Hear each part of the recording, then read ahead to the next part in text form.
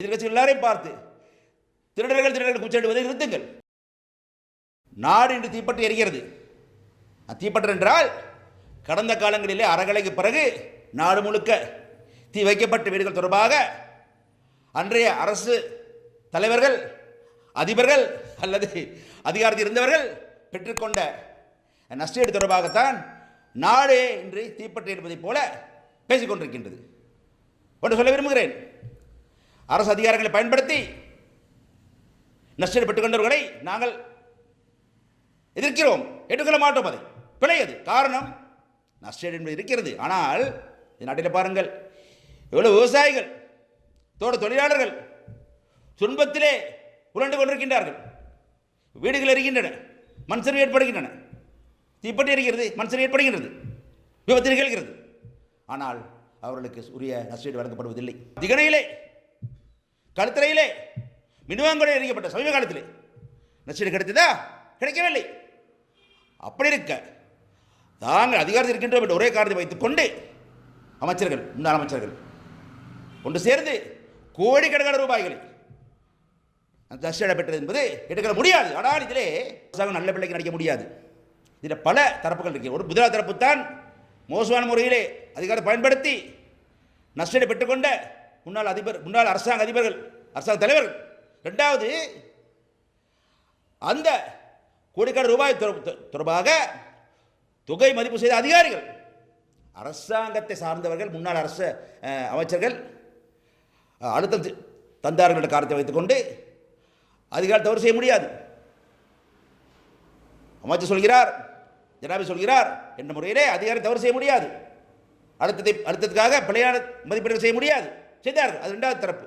மூணாவது தரப்பு, அந்த வீடுகளை பத்த வைத்தவர்கள் யார்? ஒரே நேரத்தில் நாடு முழுக்க 70-80 வீடுகள் எரிக்கப்பட்டன, திட்டமிட்டு எரிக்கப்பட்டன. ஒரு பிளான். அடுத்தது தன்மை. அந்த எரிக்கப்பட்ட வீடு சொந்தக்காரர்களான அரசியல்வாதிகள் தவறளித்திருக்கிறார்கள், அரசியல் ரீதியாக பிழை செய்திருக்கிறார்கள் காரணத்தை வைத்துக் கொண்டு வீடுகள் எரிக்க முடியாது. அது வன்முறை, ஏற்றுக்கொள்ள முடியாது. காரணம் வன்முறை ஏற்றுக்கொள்ள முடியாது. இப்படி யார் பத்த வைத்தார்கள்? தானாக இருந்ததா? மேலிருந்து நெருப்பு விழுந்ததா? இடி விழுந்ததா? மின்னல் விழுந்து அடிச்சதா? இல்லையே, பத்த வைத்தார்கள். நான்காவது தரப்பு என்னவென்றால், யார் அவர்களை தூண்டிவிட்டது? யார் தூண்டிவிட்டது? திட்டமிட்ட முறையிலே அந்த வீட்டுக்கு போருங்கள், இந்த வீட்டுக்கு போங்கள், அதே விலாசம், இந்த விலாசம், நெருப்பு வையுங்கள், ஹெல்மெட் போட்டுக்கொண்டு போங்கள் சொன்னது யார்? ஆகவே அரசாங்கம் நல்லபடி கிடைக்க முடியாது. நான்கு தரப்பை விசாரிக்கும் முகமாக ஒரு விசாரணை ஆணைக்குழு ஒன்றை அமைக்க வேண்டும் என்று சகோதரர் நண்பர் ஜனாதிபதி அனுரகுமாரோட கேட்டுக்கொள்ள விரும்புகிறேன். எல்லாவற்றும் அனுரகுமாருக்கு தப்ப முடியாது. அனுர செய்கிறது செய்யாமல் நீங்கள் ஒரு தரப்பை மாத்திரம் குற்றம் சாட்டுவது பிழை. அது குற்றவாளிகள் தான், நாங்கள் குற்றம் சாட்டுகிறோம். அதே வேளையில் எல்லாரையும் பார்த்து, எதிர்கட்சிகள் எல்லாரையும் பார்த்து திருடர்கள் கூச்சலிடுவதை நிறுத்துங்கள். அதுதான் எதிர்கட்சி மோட். எல்லாரும் திருடர்கள், நான் திருடன் அல்ல. இந்த நஷ்டஈடு பட்டியலின் பெயர் இல்லை. இதுக்கு முன்னாலே ஜனாதிபதி பணம் பெற்றார்கள் பட்டியல், அதிலும் பேர் இல்லை. பார் பட்டியலும் பேர் இல்லை. பெட்ரோல் சைடு வாங்கிய பட்டியலும் பேர் இல்லை. எத்தனால் அல்லது மணல் பெர்மிட்டெல்லாம் இருக்கிறது. 25 வருடம் அரசியல் இருக்கிறேன். அரசாங்கம் 4 வருஷம் தான் இருந்தேன், கிடைக்கல, பெறலை, கட்சி மாறவில்லை, நேர்மையாக இருந்திருக்கிறேன். மக்கள் புரிந்து கொள்ளார்கள் இல்லையா வேறு விஷயம். நான் அப்படி தான் இருந்திருக்கிறேன். ஆகவே எல்லாரும் திருடன்னு சொல்லாதீங்க. அப்படி சொல்லி நாங்கள் சொல்லாத தானே. அந்த காலத்தில் பாராளுமன்றத்துக்கு குண்டு கொடுத்தது யார்? தலதா மந்திரிக்கு மாளிகைக்கு கொள்ளையிட சென்றது யார்?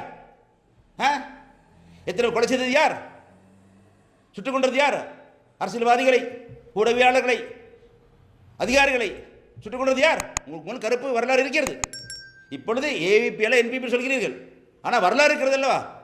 அதுவே எங்களுக்கு சுத்தமான வரலாறு இருக்கிறது. ஆகவே இந்த எல்லாரையும் பார்த்து கொள்ளைக்காரர்கள் சொல்வதை நிறுத்திவிட்டு ஆட்சி செய்யுங்கள், அரசாங்கத்தை நடத்துங்கள்.